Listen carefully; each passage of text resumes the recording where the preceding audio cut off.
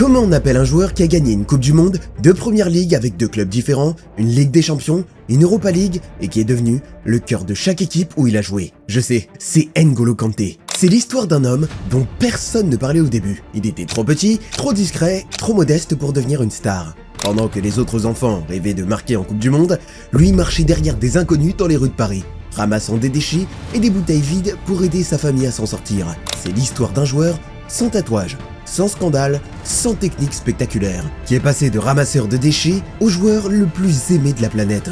Voici l'histoire incroyable de N'Golo Kanté. Quand la France a gagné la Coupe du Monde 1998, le pays a explosé de joie. Le visage de Zidane était partout. Les rues de Paris vibraient et des milliers d'enfants rêvaient de devenir le prochain héros national. Sauf un garçon. Pendant que tout le monde fêtait la victoire, lui marchait derrière des inconnus, traînant un sac plastique rempli de canettes vides, en espérant pouvoir les échanger contre quelques pièces. Ce garçon, c'était N'Golo Kanté. Il a grandi à Rueil-Malmaison, une banlieue difficile de Paris. Ses parents avaient quitté le Mali pour une vie meilleure, mais quand son père est mort, Kanté n'avait que 11 ans. Du jour au lendemain, le plus petit et le plus discret de la famille est devenu celui qui devait aider la maison à tourner. Le football n'était pas encore un rêve. La survie, oui. Chaque matin, il sortait avec son sac, et chaque soirée, il revenait avec quelques pièces obtenues grâce au recyclage. Pendant que les enfants de France célébraient ce qu'ils voyaient à la télévision, Kanté nettoyait les rues en dessous. Il était tellement timide, tellement invisible, que pendant des années, presque personne ne se souvenait de lui. Et pourtant, voilà l'ironie. Alors qu'il passait inaperçu, il construisait déjà ce qui allait choquer le monde plus tard. Des kilomètres à pied, des kilomètres à courir. Il entraînait ses jambes sans le savoir, bien avant qu'un entraîneur ne sorte un chronomètre.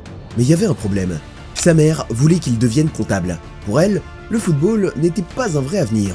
Elle n'était pas la seule. Ses professeurs pensaient qu'il finirait dans un bureau, et les recruteurs ne jetaient même pas un regard.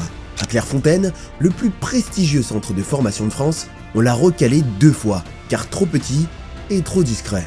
Pour un autre gamin, cela aurait été la fin de l'histoire. Pour Kanté, c'était le début de l'une des plus belles histoires du football. Dans son petit club amateur de Suresnes, la légende a commencé à se construire. Les coachs n'en revenaient pas. Il gagnait un duel dans sa propre surface et quelques secondes plus tard, il pressait l'attaque à l'autre bout du terrain. Ses coéquipiers disaient qu'avec Kanté, il jouait à 12 contre 11. Il n'était pas flashy, il ne driblait pas, il ne frappait pas bien. Il faisait quelque chose de plus difficile. Il s'est rendu impossible à ignorer. Et pendant que le monde célébrait les héros de 1998, quelque part dans l'ombre, avançait ce gamin tout maigre avec des poumons impossibles, courant tranquillement vers un destin que personne n'avait vu venir. Quand Kanté a eu 18 ans, la plupart des garçons avec son profil avaient déjà disparu du football. Mais lui est resté, parce que courir était sa langue, et parce que le terrain était le seul endroit où sa timidité ne comptait pas. À Suresnes, il n'agissait pas comme un futur pro. Il prenait le train seul, portait sa propre bouteille d'eau et parlait à peine au-dessus d'un murmure. Mais chaque week-end, il jouait comme d'autres respirent, naturellement, sans s'arrêter, sans forcer. Même en 9e division, les supporters et les coachs se taisaient parfois en plein match, parce qu'ils n'arrivaient pas à croire ce qu'ils voyaient. Il était partout, littéralement partout. Mais le talent ne suffisait pas. Son président devait l'emmener lui-même aux essais professionnels, parce que Kanté était trop timide pour y aller seul. Et même là, la plupart des clubs n'étaient pas convaincus. Il ne ressemblait pas à un milieu moderne. Pas de muscles, pas de taille, pas d'attitude. Juste un gamin discret qui s'excusait presque à chaque fois qu'il récupérait le ballon. Il existe même une histoire qui dit que le président de Suresnes, ami d'Arsène Wenger, lui aurait dit un jour « Ce gars est partout, il s'arrête jamais. C'est le genre de joueur que tu remarques une fois et que tu oublies jamais. » Même avec cet appel, même avec cette recommandation, Wenger n'a pas vu le talent de Kanté. Et juste après ce refus, le président de Suresnes a pris sa voiture et l'a emmené faire le tour des clubs. Tous l'ont recalé, sauf un, Boulogne. Et Boulogne ne l'a pas signé pour son physique. Ils l'ont signé parce qu'en 5 minutes d'entraînement, ils ont compris que ce garçon jouait un autre sport. Il a d'abord rejoint la réserve, où il couvrait tout le terrain comme une lettre à la poste. C'était trop facile pour lui. Puis quand il est monté en équipe première, il n'a pas arrêté. Il courait, taclait, récupérait et recommençait. Il était simple, efficace et inarrêtable. Mais il y avait autre chose. Partout où il allait, Kanté était aimé. Peut-être pour son sourire timide, presque désolé, peut-être pour son cœur immense. Et partout, il laissait la même impression positive. Son coach à Boulogne disait souvent « Il ne joue pas au foot avec ses jambes, il y joue avec son cœur ». Et ce cœur, allait l'emmener bien plus loin que tout ce que les gens imaginaient. Parce que pendant que Boulogne se battait pour exister, Kanté était en train de construire une réputation qui allait le suivre toute sa carrière.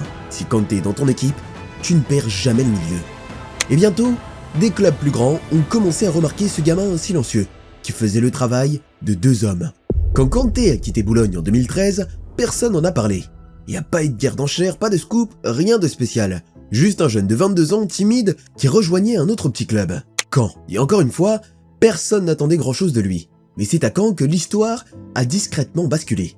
Dès sa première saison en Ligue 2, Kanté ne s'est pas contenté de s'intégrer. Il a pris le contrôle du milieu, il a joué les 38 matchs, récupéré plus de ballons que n'importe quel joueur du championnat et a quasiment porté Caen vers la montée à lui tout seul. Les coachs plaisantaient en disant que Caen avait une machine de contre-attaque permanente, parce que chaque ballon qui traînait finissait d'une manière ou d'une autre dans les pieds de Kanté. C'est là que les jambes du petit ramasseur de déchets ont enfin rencontré la lumière du football professionnel. Et le football n'était pas prêt. Dès son deuxième match, il marque son premier but. Un vrai moment à la Kanté. Pas de célébration, pas de cris, juste un sourire. Puis il trottine en arrière et continue comme si de rien n'était. La saison suivante, Caen débarque en Ligue 1 avec l'objectif de se maintenir. Kanté, lui, arrive comme s'il était encore en 9ème division. Il joue 37 matchs sur 38, ne manquant le dernier qu'à cause d'une suspension. Il marque le premier but de la saison et à la fin de l'année, il a réussi quelque chose d'incroyable. Il a récupéré plus de ballons que n'importe quel joueur en Europe. Pas seulement en France, pas seulement en Ligue 1, en Europe. Plus que Pogba, plus que Busquets, plus que Krychowiak, plus que n'importe qui. Et pourtant, il restait le même. Discret, souriant, arrivant à l'entraînement avec son petit sac à dos.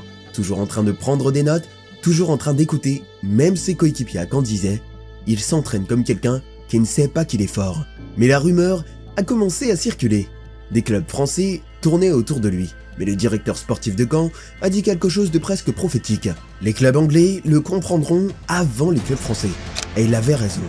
Parce que pendant que Caen terminait 13ème, loin des projecteurs, au printemps 2015, le recruteur de Leicester City, Steve Walsh, est venu en France pour observer un joueur, qui n'était même pas Kanté. Et ce jour-là, il a vu quelque chose qu'il n'avait jamais vu. Après un match, il a envoyé un message en Angleterre. « J'ai vu un joueur qui tacle comme Makelele et qui court comme personne. On doit impérativement le signer. » Et c'est ainsi, sans bruit, sans battage médiatique, sans qu'aucun grand club français ne se rende compte de ce qu'il perdait, que Kanté s'apprêtait à rejoindre un club qui allait faire de lui un phénomène mondial. Il partait à Leicester City, et le monde entier allait apprendre son nom. Quand N'Golo Kanté est arrivé en Angleterre à l'été 2015, Leicester venait tout juste d'éviter la relégation. Leur budget était limité, et leur nouvelle recrue était un milieu de 24 ans discret venu de Caen, qui ressemblait plus à un étudiant qu'à un monstre du milieu de terrain. Mais Steve Walsh, le même recruteur qui avait fait venir Jamie Vardy et Riyad Mahrez, savait exactement ce qu'il faisait. Il a présenté Kanté comme le successeur parfait d'Esteban Cambiasso, mais en privé, il croyait en quelque chose d'encore plus grand. Si on signe ce garçon, ça va tout changer. Et il avait raison. Kanté est arrivé pour environ 8 millions d'euros, une somme tellement petite que la plupart des fans de Première Ligue ne l'ont même pas vu passer. 5 jours plus tard, il fait ses débuts, entrant en jeu dans les dernières minutes contre Sunderland. Personne ne semblait s'en apercevoir. Il n'y avait pas de projecteur braqué sur lui. Il y avait juste quelques touches de balle, mais c'était le commencement d'un miracle. Leicester ne le savait pas encore, mais il venait de recruter le cœur battant d'une équipe qui va faire des miracles. En novembre, il a inscrit son premier but en Première Ligue lors d'une victoire 2-1 contre Watford. Mais les buts n'étaient pas la raison de son importance. Kanté est devenu le moteur derrière la réussite de son équipe. Semaine après semaine, il courait plus que tout le monde, taclait plus que tout le monde et interceptait plus que tout le monde.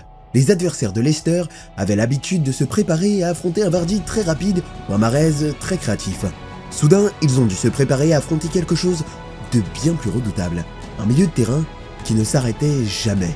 À la fin de la saison, Kanté avait réussi 175 tacles, plus de 30 de plus que le deuxième du classement. Il avait aussi réussi 157 interceptions, encore une fois, premier de la ligue. Personne n'était proche de lui. Les commentateurs répétaient toujours la même blague. On dirait que Leicester joue à 12, et que l'un d'eux, c'est pas le public, c'est pas l'arbitre, mais c'est Kanté en double. Et pendant que Vardy battait des records et que Mahrez prenait les gros titres, dans le vestiaire, tout le monde savait la vérité. Leur rêve de titre existait grâce à ce petit milieu français, discret, qui courait comme s'il poursuivait un avenir que sa famille n'avait jamais eu. En avril, il a été nommé dans l'équipe type PFA de l'année. un honneur rare pour un joueur qui découvrait tout juste la première ligue. Puis, le miracle est arrivé. Leicester, une équipe cotée à 5000 contre 1, une équipe d'outsiders que personne ne prenait au sérieux, est devenue championne d'Angleterre. Et au centre de tout cela se trouvait N'Golo Kanté, l'homme qui, quelques années plus tôt, ramassait des canettes dans les rues de Paris, tenait maintenant l'un des plus grands trophées de l'histoire du football. Le conte de fées à Leicester s'est terminé avec un trophée dans ses mains, mais Kanté n'était pas destiné à rester là où il avait commencé, et la prochaine étape de son ascension allait l'emmener dans un club où la pression, les attentes et son destin l'attendaient. Quand N'Golo Kanté est arrivé à Chelsea à l'été 2016, le club ne cherchait pas une nouvelle star, il cherchait de la stabilité. Ils ont signé l'unique joueur en Angleterre qui avait déjà montré qu'il pouvait porter une équipe vers un titre presque à lui seul. Alors Chelsea est allé acheter le moteur du plus grand conte de fées du football moderne, pour 32 millions de livres. Et quel choix pour les deux côtés. Dès son premier match, tu le sentais. C'était une connexion parfaite. Au bout de 3 minutes, Kanté avait déjà pris un carton jaune. Mais 90 minutes plus tard, il avait déjà conquis Stamford Bridge. Chelsea a payé 32 millions de livres pour lui. Une véritable affaire qu'ils ont réussi pendant qu'Arsenal, de son côté, s'est retiré à cause d'un différend sur 10 millions de frais d'agent. Le club lui a même proposé de verser une partie de son salaire sur un compte offshore pour réduire les impôts. Et fidèle à lui-même, Kanté a refusé. Tout ce qu'il a demandé, c'est un salaire normal, typique de Kanté, honnête et simple. Mais sur le terrain, il n'avait rien de simple. 3 mois après son arrivée, il affrontait pour la première fois son ancienne équipe, Leicester City, et il a été élu homme du match lors d'une victoire 3-0. Le 23 octobre, il a marqué son premier but pour Chelsea lors d'une victoire 4-0 à domicile contre Manchester United. À Noël, l'équipe le classait déjà comme le 6e meilleur joueur du monde. Chelsea était en tête du championnat, parce que Kanté dominait toutes les statistiques importantes. Ce n'était pas le joueur le plus brillant, c'était juste celui qu'on ne pouvait pas retirer de l'équipe. À la fin de la saison 2016-2017, les chiffres étaient incroyables. Kanté a été nommé dans l'équipe type de la saison en Angleterre. Il a été élu meilleur joueur de la saison par les footballeurs professionnels du pays. Il a été élu meilleur joueur de la saison par les journalistes anglais. Et il a été récompensé comme le meilleur joueur de toute la Première Ligue cette année-là. Il est devenu le premier homme depuis Cantona à gagner 2 titres de Première Ligue d'affilée avec 2 clubs différents. Chelsea n'était pas simplement meilleur avec lui, ils étaient champions encore une fois. Et l'année suivante, en finale de FA Cup, Kanté a dominé le milieu de Manchester United pendant 90 minutes et a soulevé son 2e trophée anglais avec les Blues. Mais son ascension n'était pas terminée, pas même proche de l'être, parce que la suite de sa carrière, c'est encore plus impressionnant. C'est là que N'Golo Kanté est passé d'icône de Première Ligue à champion du monde, champion de l'Europa League et finalement l'homme qui a régné sur tout le milieu de terrain lors d'une finale de Ligue des Champions. Quand Kanté a signé un nouveau contrat de 5 ans en 2018, il est devenu le joueur le mieux payé de Chelsea. Et pour une fois, personne n'a posé de questions, parce qu'à ce moment-là, tout le monde avait compris une chose très simple. Si tu retires Kanté, tu retires le cœur de Chelsea. Lors de la saison 2018-2019, Kanté a ajouté de nouvelles dimensions à son jeu. Il a marqué en demi-finale de Coupe de la Ligue contre Tottenham. Il a encore marqué lors de sa 300e apparition au club. Et même blessé, il a écrasé le milieu d'Arsenal en finale d'Europa League lors de la victoire 4-1. Il a dicté le match du début à la fin. Mais la saison suivante allait le tester. Problème à la cheville, rechute, match manqué, même son premier match de Première Ligue s'est joué sur le banc, lors de la défaite 4-0 contre Manchester United. Et comme toujours, il est revenu en silence et avec force. En 2020, pendant la période Covid, il a refusé de s'entraîner avec le groupe pour des raisons de sécurité. Le club l'a soutenu sans hésiter. Et quand il est revenu quelques semaines plus tard, beaucoup pensaient qu'il aurait besoin de temps pour retrouver son rythme. Mais Kanté a fait du Kanté. En silence, il est revenu à son meilleur niveau. Dès ses premiers matchs, contre Brighton, puis contre l'Atlético et Porto en Ligue des Champions, il a retrouvé son influence habituelle. Kanté a enchaîné 2 masterclass contre l'Atlético Madrid puis le Real Madrid, décrochant le titre d'homme du match lors des 2 matchs de demi-finale de Ligue des Champions. Il a couvert chaque espace, chaque course, chaque angle. Les médias allemands, espagnols et anglais étaient unanimes. La route de Chelsea vers la finale portait un seul nom, N'Golo Kanté. Et quand la finale de la Ligue des Champions 2021 a opposé Chelsea à Manchester City, Kanté a encore une fois montré au monde pourquoi il est autant respecté. Pendant plus de 90 minutes, il a régné sur tout le milieu de terrain. Il a été élu homme du match une nouvelle fois, devenant l'un des seuls milieux de l'histoire moderne à rafler les 4 distinctions de meilleur joueur entre la demi-finale et la finale. Arsène Wenger l'a résumé parfaitement. Cet homme est incroyable. Il était partout. Chelsea a soulevé la Ligue des Champions. Kanté est devenu champion d'Europe milieu de l'année UEFA. Et pour beaucoup, un sérieux candidat au top 3 du Ballon d'Or. Mais ce qui rendait Kanté encore plus exceptionnel, c'est que tout ce qu'il faisait pour son club, il le faisait encore davantage pour son pays. Avant que Chelsea ne le couronne champion d'Europe, la France savait déjà qui il était vraiment. En 2018, l'homme le plus discret du football mondial est monté sur la scène la plus bruyante et l'a conquise sans prononcer un mot. Didier Deschamps ne l'a pas sélectionné juste parce qu'il est gentil. Il l'a pris parce que la France avait déjà ses artistes. Mbappé, Griezmann, Pogba. Mais elle avait besoin de quelqu'un capable de tenir toute la colonne vertébrale de l'équipe.